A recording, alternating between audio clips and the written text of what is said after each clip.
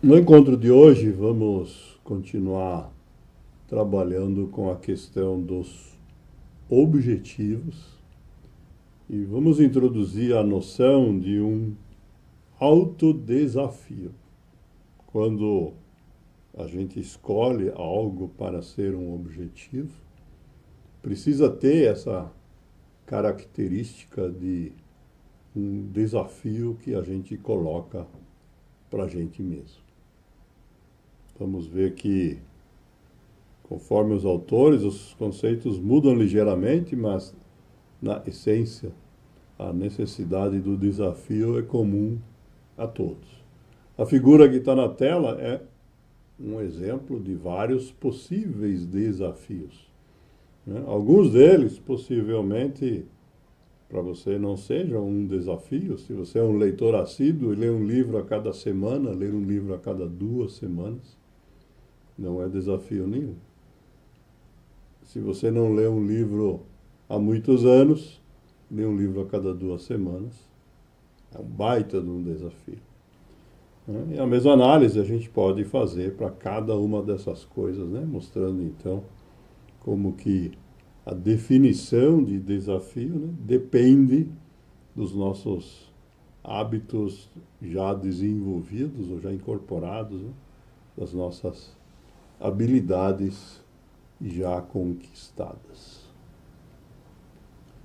Só lembrando, né, esse conceito dos objetivos é o primeiro conceito do nosso pilar da disciplina, que a gente vem trabalhando aí já há algumas semanas. E vamos começar com uma reflexão bem conhecida do Albert Einstein, né, que diz que o único lugar onde o sucesso vem antes do trabalho é no dicionário, porque sucesso começa com S e trabalho começa com T.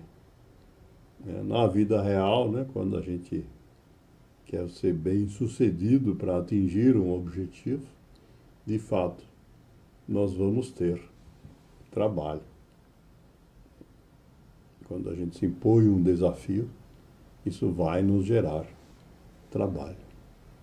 Tem pessoas que dizem o contrário: não, eu vou fazer como sempre foi feito, como eu sempre fiz. E então, muito educadamente, o Wayne Dyer, né, escritor que já citamos algumas vezes, né, diz que essa atitude significa ficar com a tradição, né? A tradição é baseada justamente na repetição de eventos de forma regular, né? E diz ele que se a gente ficar com a tradição, então teremos a certeza de ser sempre o mesmo. Nada vai mudar. Mas se a gente jogar a tradição de lado, então o mundo será seu, diz ele. Então você vai poder usar a tua criatividade até onde você quiser para fazer coisas que não foram feitas antes. De fato, se manter nessa questão que o Dyer chama de tradição é algo que é tentador, porque se já fez antes, eu sei fazer, então é fácil.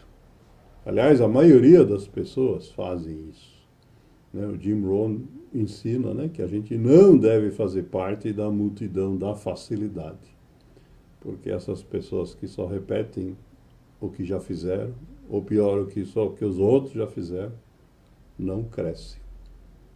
Se você quer crescer, diz ele, então você deve ir onde as expectativas e as demandas são elevadas. Quando a gente escolhe nossos objetivos, então essa escolha tem que ser desafiadora, para que de fato isso se aplique.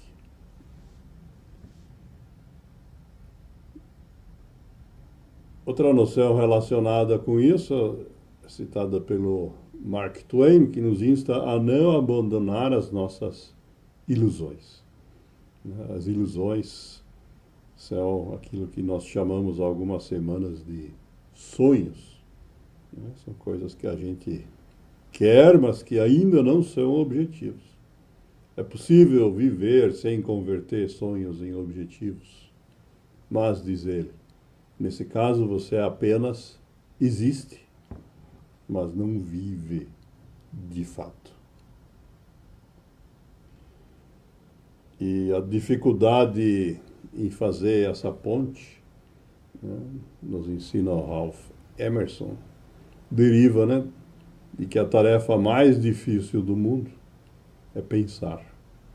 Né? Para a gente transformar sonhos em objetivos, precisamos de fato pensar. Precisamos pensar no que nós vamos fazer de diferente.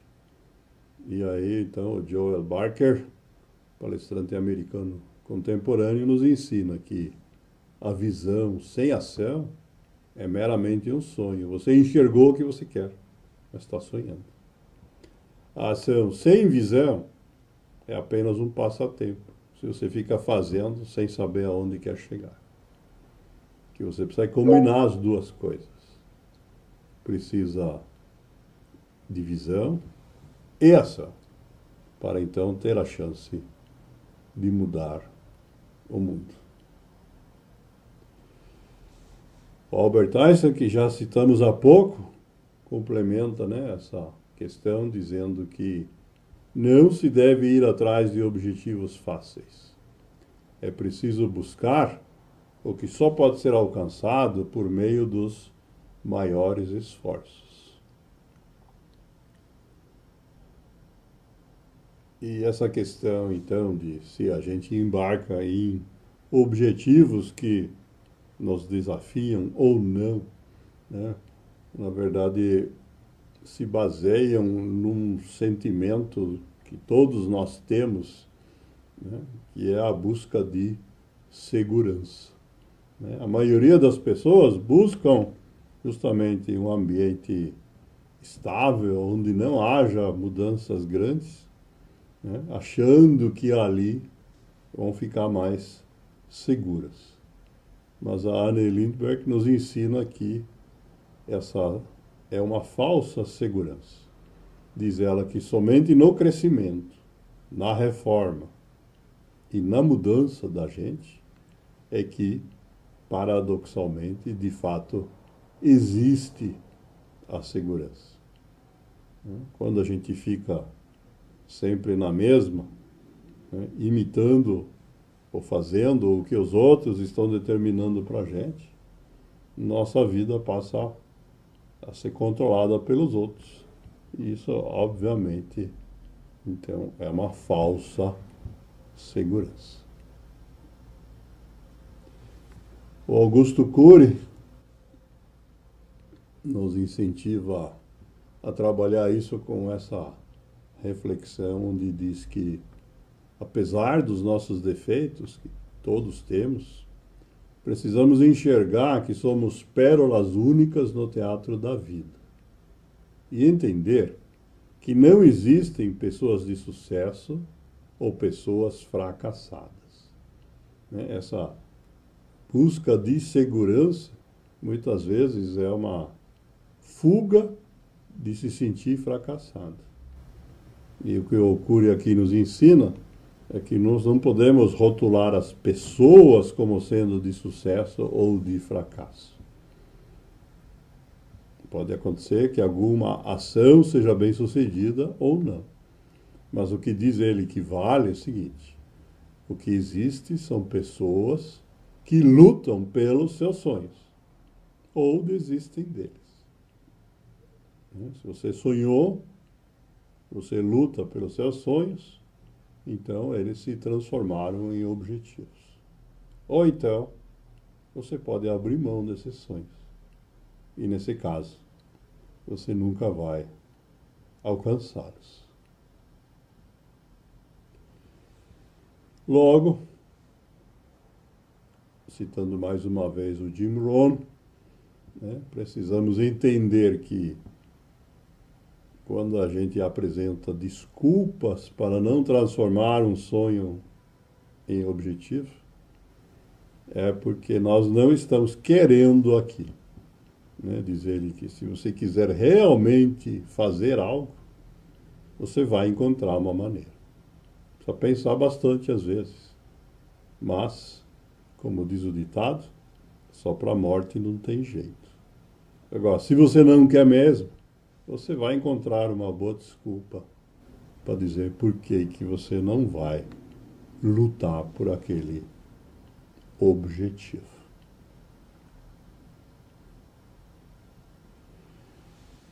Essa questão também foi abordada pelo Peter Drucker, né? Quando ele disse que não podemos prever o futuro, mas podemos criá-lo. Na medida em que a gente constrói os nossos objetivos, nós estamos então criando o nosso futuro.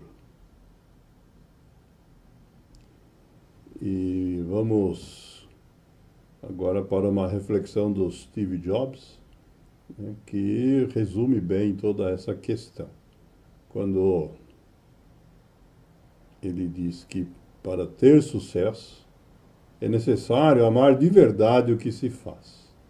Né? Aqueles sonhos que você vai, de fato, batalhar por eles, tem que ser coisas que você quer mesmo.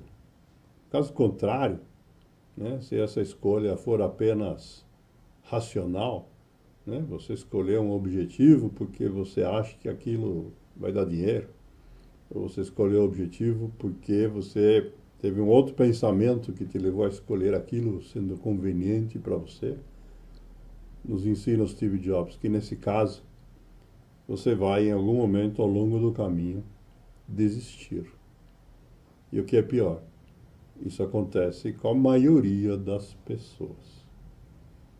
A gente precisa, então, fechando aqui, entender que o autodesafio é parte disso, né, que o Steve Jobs está chamando aqui de amar de verdade. Né? Não é possível amar algo que significa não mudar nada.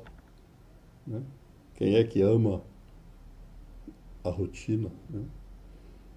A gente precisa, portanto, na escolha dos nossos objetivos, sempre cogitar e analisar o que de fato é ou não um desafio.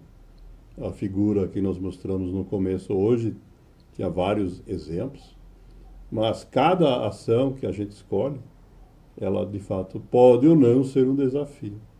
Né? Algo tão simples quanto dormir na próxima noite pode, para algumas pessoas que não têm nenhum problema com sono, não ser um desafio, porque elas deitam e dormem.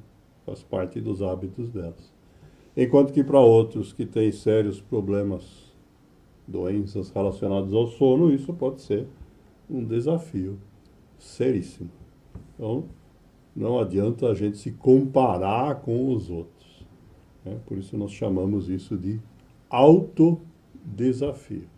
Cada um de nós tem que avaliar o que serve e o que não serve como um objetivo desafiador.